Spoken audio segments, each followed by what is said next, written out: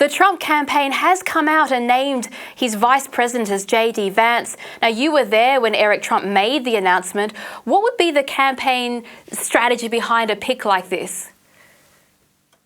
Yeah.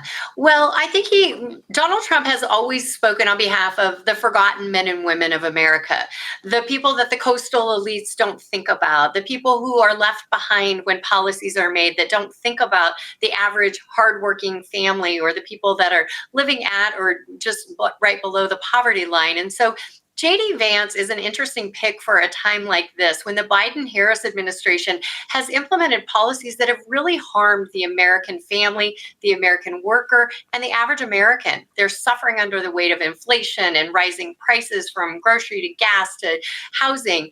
And so J.D. Vance is a man who came from poverty. And so he has a great appreciation for what it's like to live in such dire circumstances like that. And so Donald Trump knows that J.D. Vance is now living the American dream, but he really came from a place that he can relate to the average American.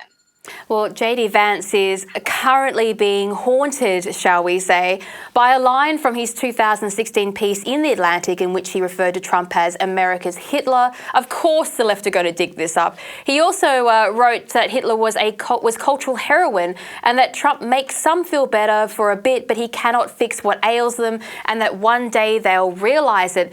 An interesting quote. And to that end, Peggy, I've got two questions for you. Is J.D. Vance going to be allowed to have his redemption arc? And if America is broken by current politics, could Trump actually be the fix that the Republic needs? Right. Well, I think it's interesting because J.D. Vance clearly has come through his own realization of who he maybe thought Donald Trump was, and then who he realized that Donald Trump actually is. And so I think there's a lot of people who maybe, like J.D. Vance, didn't like Donald Trump at first, but the more they listened to him and the more they got to know what he stood for, and the more they realized that their lives were better and safer and more prosperous and had more freedom under Donald Trump, maybe just like J.D. Vance, they come around and say, Donald Trump is the one for me. So I think it's a great opportunity for him to message and to show that everybody can change their mind and change their opinion. And to your point about unity, Donald Trump, I would say as long as a month ago, he really started changing his tone and it became a message of unity. And especially after what happened on Saturday, we see that it is a message of love and unity. But I think that softening had really taken place prior to that. He realizes Americans are hurting. They're scared. They don't like the fact that their government is working against them, not for them. And so I think that softening of Donald Trump's heart had begun before that.